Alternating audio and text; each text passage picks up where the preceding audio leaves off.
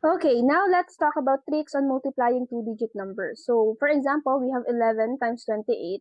So, paano ba tayo tinuruan ng teacher natin way back elementary? Di ba ang turo sa atin, ito muna, 8 times 1 is 8, lagay dito, and then 8 times 1 again is 8, lagay dito, and then 2 times 1 is 2, lagay dito, and then 2 times 1 is 2 again, and then tsaka natin i-add. And then bring down 8, and then 8 plus 2 is 10, carry 1, 3. So, ganyan tayo tinuruan ng teacher natin nung elementary tayo. So, this time, we're going to do this in easiest way. So, paano nga ba gawin yung easiest way on multiplying two-digit numbers? So, first, let me write the given again. 11 times 28. Ayan. So, first things that we need to do is multiply the second number. Ito po, i-multiply po natin yan. 1 times 8 is 8. Lagay natin dito. And then cross multiplication. So, 8 times 1 is 8. And then 2 times 1 is 2. And then add po natin sila. 8 plus 2 is 10. So, lagay natin 0. And then take note the 1 kasi yun yung magiging remainder natin.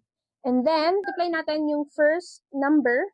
2 times 1 is 2. And then, meron tayong remainder na 1. So, magiging 3. So, as you can see, same naman po yung nakuha nating sagot, pero mas pinadali lang sa part na to. So, let's have another example. For example, 50 times 21. Ayan.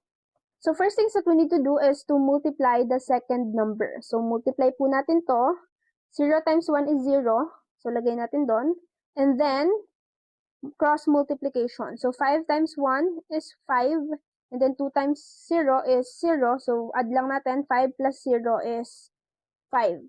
So, lagay natin dito 5. And then, multiply the first number. So, 5 times 2 is 10. So, lagay natin 10. So, can you check sa calculator nyo if tama ba yung nakuha nating sagot? 50 times 21 is 1,050. So, tama naman po. Nagigets po. So, let's try another one. For example, ay 72 times 83. So, first things that we need to do is to multiply the second number. So, 2 times 3 is 6. Lagay natin dito 6. And then cross multiply. 7 times 3 is 21.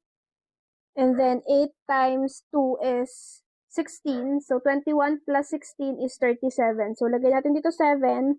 And then, take note the 3. Kasi yun yung magiging remainder natin. Then, multiply this one. 7 times 8 is 56. Since meron kang remainder, plus 3.